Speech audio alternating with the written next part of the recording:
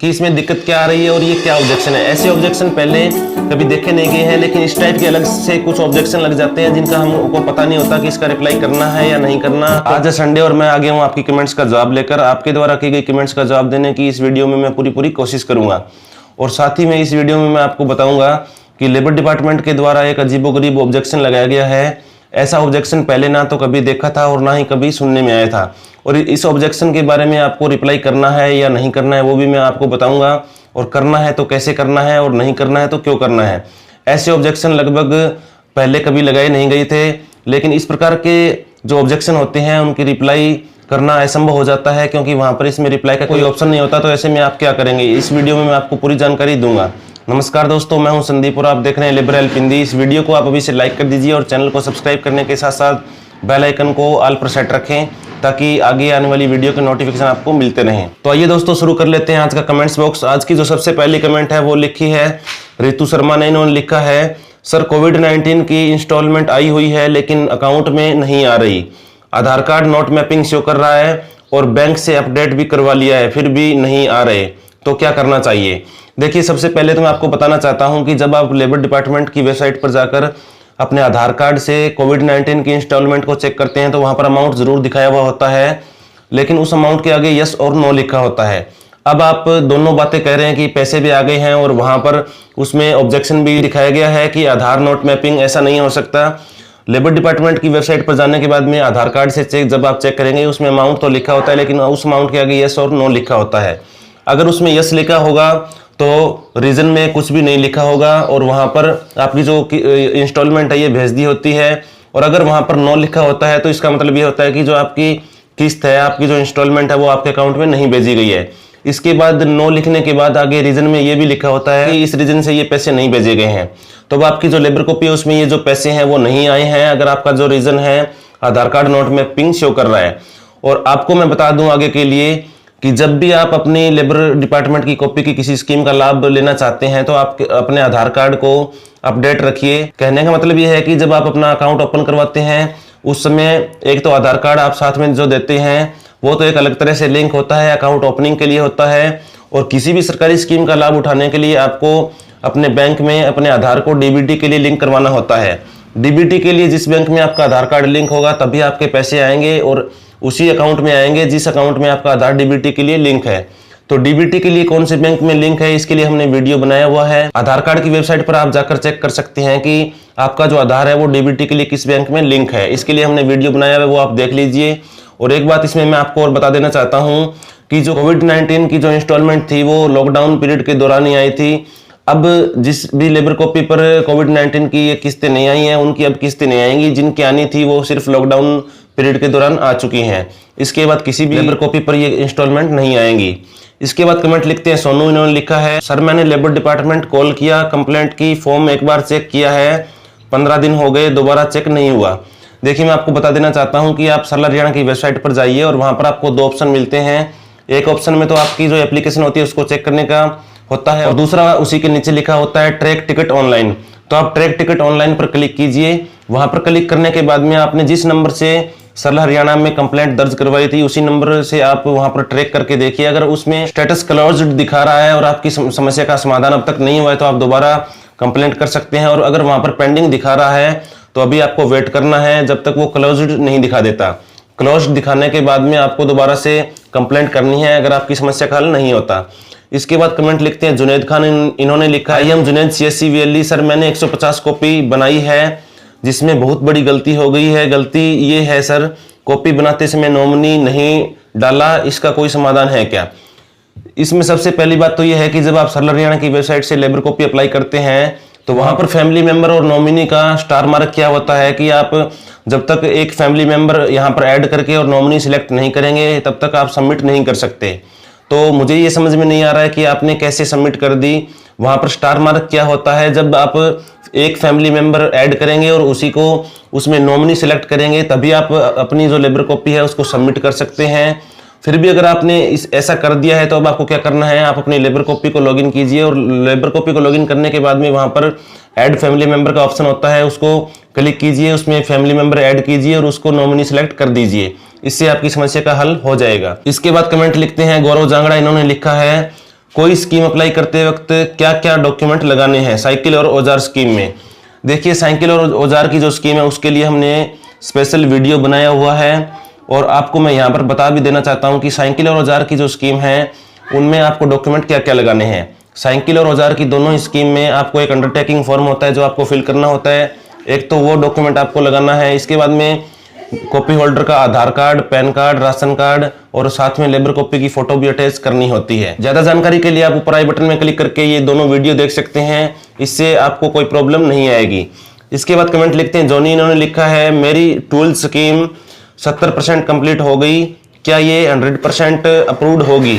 हाँ, जब आपकी स्कीम 100% अप्रूव्ड हो जाएगी उसके बाद आपका जो पैसा है वो, आपका जो लाभ है वो आपके अकाउंट में भेज दिया जाता है। 100% जरूर ये कंप्लीट हो जाएगी। इसके बाद कमेंट लिखते हैं पवन कुमार, इनकी थोड़ी सी बड़ी कमेंट है लेकिन इन्होंने हमसे 2 कमेंट की थी, जिसमें एक में इन्होंने लिखा था कि आप हमारी कमेंट को भी पढ़िए और उसका उत्तर दीजिए। तो इनकी जो कमेंट है इसमें इन्होंने लिखा है, सर मैंने लेबर कॉपी अप्लाई किए 4 मंथ हो गए हैं और अभी तक लेबर डिपार्टमेंट वेरीफाई नहीं कर रहे हैं और ऑब्जेक्शन लगा दिया था, बट मैंने वो प्रॉब्लम भी सॉल्व करके अपलोड कर दिए, फिर भी अभी तक उन्होंने चेक नहीं की। क्या करें? 4-5 मंथ हो गए, कोई ऑप्शन है तो बताइए। देखिए, आपने अपनी लेबर कॉपी को अप्लाई किया, 4-5 महीने हो गए लेकिन आपकी कॉपी अभी तक अप्रूव नहीं हुई। मैं आपको यहाँ पर बता देना चाहता हूँ कि मैंने कुछ कॉपियाँ अप्लाई की थी जिनको लगभग 8 या 10 महीने को होने को हो गए हैं, लेकिन वो कॉपियाँ भी अभी तक चेक नहीं हुई है। तो आपके तो 4-5 ही महीने हुए हैं।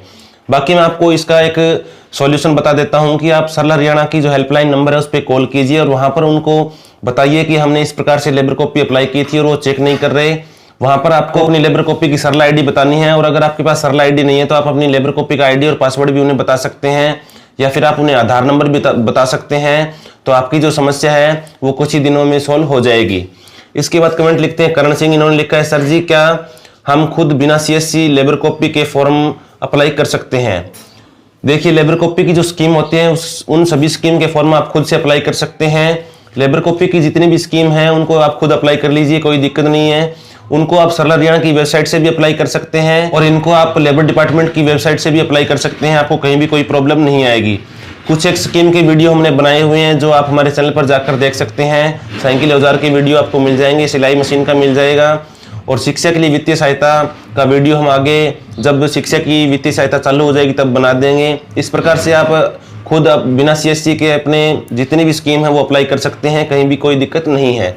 इसके बाद लिखते हैं संदीप ग्रोवर, इन्होंने लिखा है सर मुझे 7 तारीख को मैसेज आया लेकिन पैसे बैंक में नहीं पहुंचा और मैंने बैंक से आधार नंबर लिंक करके रखा है, मैं क्या करूं?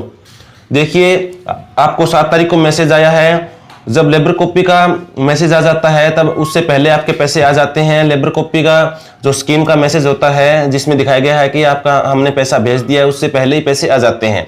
अब मैं आपको बता देना चाहता हूं कि अगर उन्होंने ये मैसेज भेज दिया है कि आपका जो पैसा है वो हमने भेज दिया है, तो आपका जो आधार है वो DBT के लिए किस बैंक में लिंक है ये आप चेक कर लीजिए। आपका आधार जिस बैंक में DBT के लिए लिंक है उसी बैंक में ये पैसे आए हैं।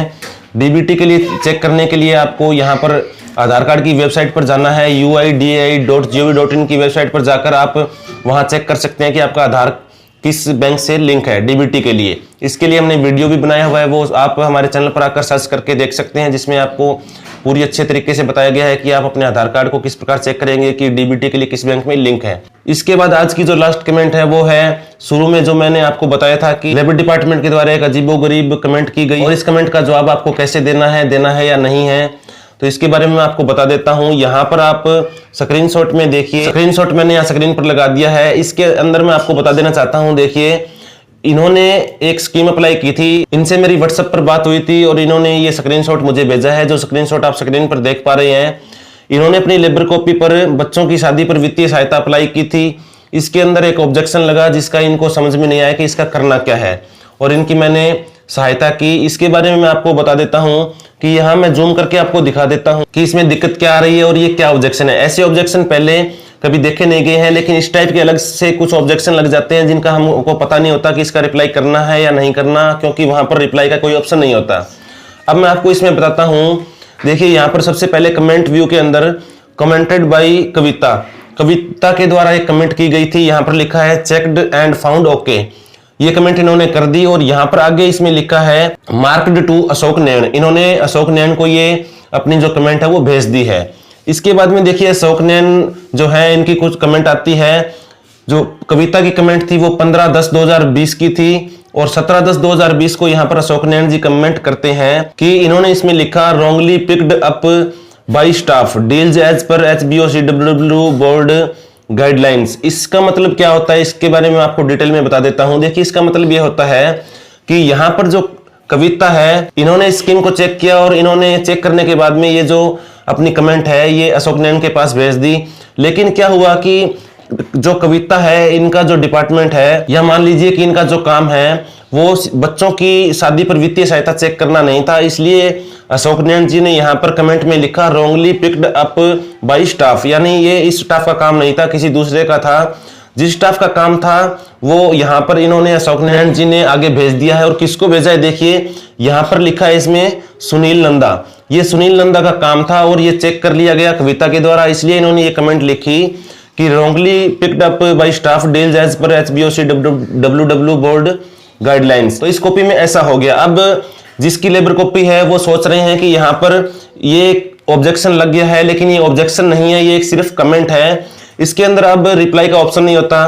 तो क्या करना होता है कि इस प्रकार के कुछ अलग टाइप के भी कमेंट आ जाते हैं, ऑब्जेक्शन लग जाते हैं जिसमें रिप्लाई का ऑप्शन नहीं होता। वहां पर आपको क्या करना होता है मैं अब आपको इसमें डिटेल में बता दूं कि जब भी आपकी लेबर कॉपी पर ऐसा कोई कमेंट आता है, ऐसा कोई ऑब्जेक्शन लगता है जिसके अंदर नीचे लिखा होता है, सबसे पहले तो उसमें लिखा होगा जिसने कमेंट की है उसका नेम लिखा होगा, जैसे यहाँ पर लिखा था अशोक नैन। इसके बाद में जब नीचे कमेंट उनकी पूरी हो जाती है जो लिखा है वो पढ़ लीजिए। उसके बाद में अगर वहां पर लास्ट में मार्क्ड टू आगे किसी का नाम लिखा होता है तो ये जो कमेंट है ये कमेंट होती है, ना कि ये ऑब्जेक्शन होता है। और ये कमेंट अशोक नैन ने आगे भेजी है किसी और के पास, यानी अब इस कॉपी को वो सुनील नंदा जी है वो चेक करेंगे। तो दोस्तों इस प्रकार का जो ऑब्जेक्शन लगता है जिसमें रिप्लाई का ऑब्जेक्शन नहीं होता, वहां पर आपको घबराने की जरूरत नहीं है और वहां पर आपको कोई रिप्लाई भी नहीं करना होता, क्योंकि किसी ने वहां पर कमेंट की है तो कमेंट करने के बाद में वो जो कमेंट है किसी डिपार्टमेंट के अधिकारी को ही भेजी है कि आप चेक करें, ना कि आपके लिए भेजी थी कि ये कोई ऑब्जेक्शन है। और ये जो कॉपी होल्डर है इनको अब घबराने की जरूरत नहीं है, क्योंकि आपको इसमें कोई भी प्रकार का रिप्लाई नहीं करना है। ये ऑब्जेक्शन नहीं है, ये सिर्फ कमेंट है, ये सुनील नंदा को भेजी गई है, वो चेक करके यहाँ कुछ कमेंट डालेंगे। तो दोस्तों अब आप समझ गए होंगे कि इस प्रकार का अगर कोई ऑब्जेक्शन आता है, कोई कमेंट आती है, तो उसके अंदर आपको रिप्लाई करना होता है या नहीं होता। इसमें आपको कोई रिप्लाई नहीं करना होता जिसमें लिखा होता है मार्क्ड टू। तो दोस्तों ये थे आज के सारे कमेंट्स जिनका जवाब देने की मैंने इस वीडियो में पूरी कोशिश की। अगर आपको भी अपने किसी सवाल के बारे में जानकारी चाहिए, अगर आप भी अपना कोई सवाल पूछना चाहते हैं तो कमेंट्स बॉक्स में हमसे लिखकर पूछ सकते हैं। नेक्स्ट संडे को मैं आपका भी जो क्वेश्चन है उसका आंसर देने की पूरी कोशिश करूंगा। दोस्तों इसी प्रकार की यूजफुल जानकारियां प्राप्त करते रहने के लिए अगर आप हमारे चैनल पर नए हैं तो सब्सक्राइब जरूर करें। सब्सक्राइब करने के साथ साथ बेल आइकन को ऑल पर सेट रखें ताकि आगे आने वाली वीडियो के नोटिफिकेशन आपको मिलते रहें।